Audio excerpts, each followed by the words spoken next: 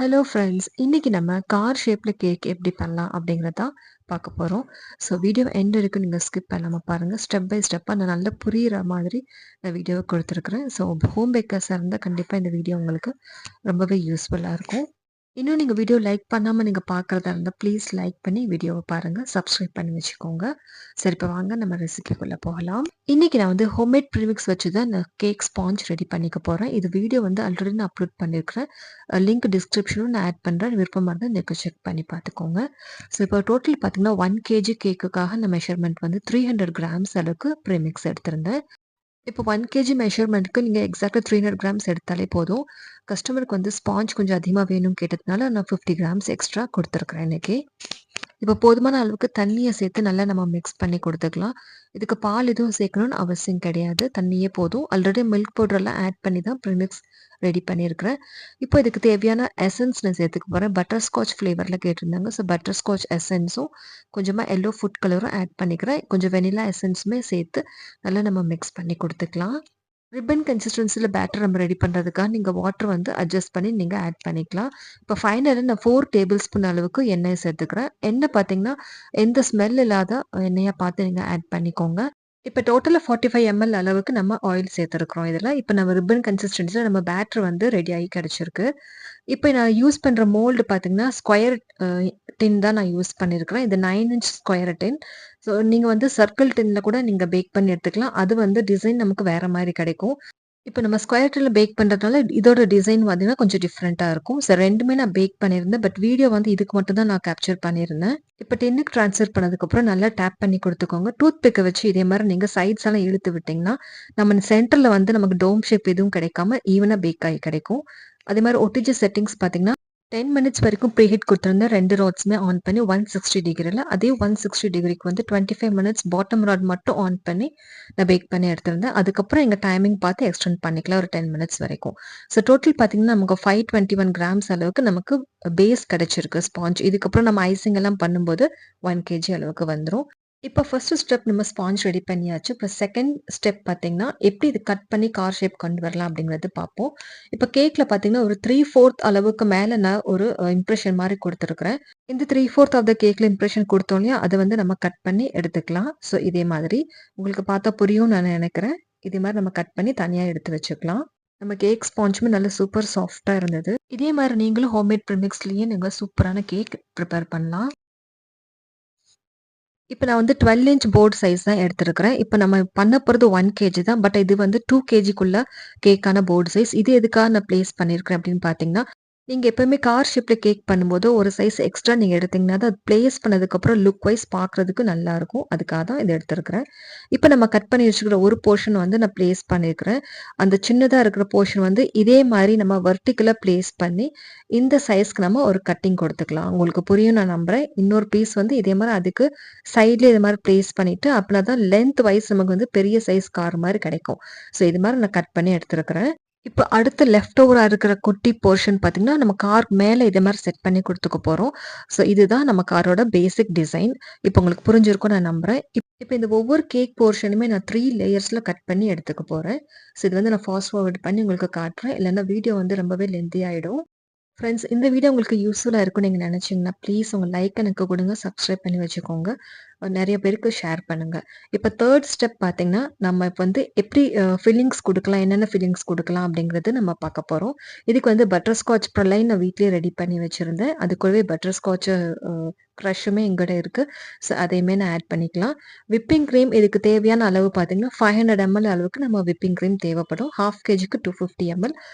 1 கேஜிக்கு 500 எம்எல் அளவுக்கு whipping cream நமக்கு தேவைப்படும். இப்ப இது கூட சுகர் சிரப்ல பார்த்தீங்கன்னா, கொஞ்சமா பட்டர் ஸ்காட்ச் கிரஸ்ன்னு இது கூட சேர்க்கும்போது ஃப்ளேவர் நல்லாருக்கும்.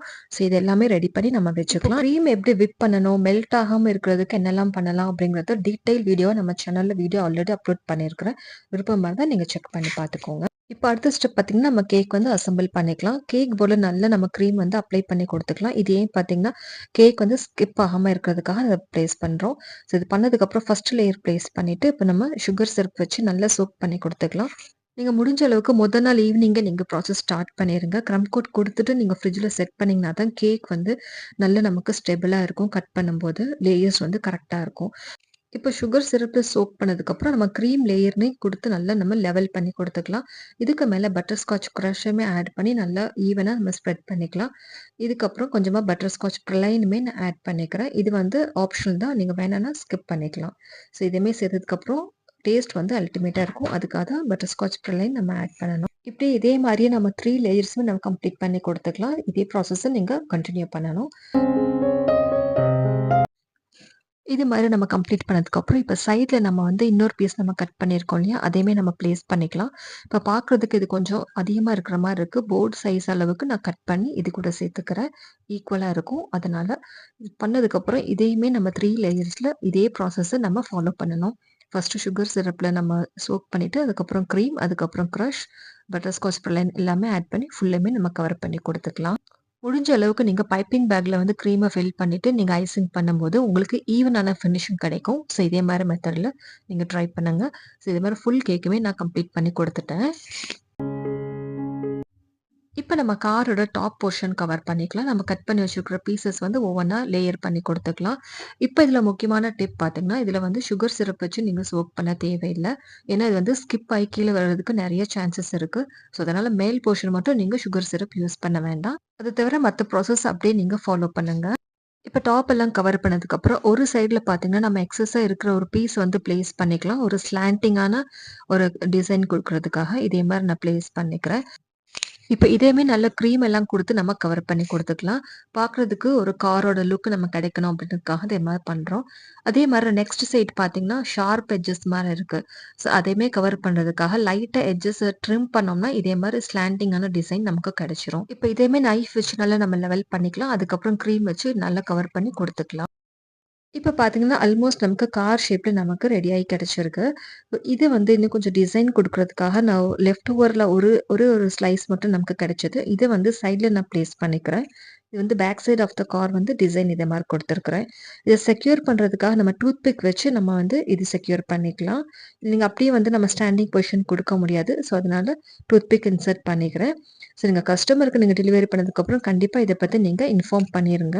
ஏன்னா, இது மாரி கார் கேக்ஸ் எல்லாம் மெயினா பார்த்தீங்கன்னா, கிட்ஸ்க்காக தான் ஆர்டர் பண்ணுவாங்க. இதுவுமே 3 இயர்ஸ் கிட்க்காக தான் அந்த கேக் வந்து ரெடி பண்ணியிருந்தேன். ஸோ 2 கேக்குமே அவங்களே தான் குடுத்துருந்தாங்க. ஒண்ணு வந்து பட்டர் ஸ்காட்ச், இன்னொன்னு வந்து சாக்லேட் ஃப்ளேவர்ல. இப்ப ஃபுல் காருமே நம்ம ஃபைனலைசிங் குடுத்துக்கலாம்.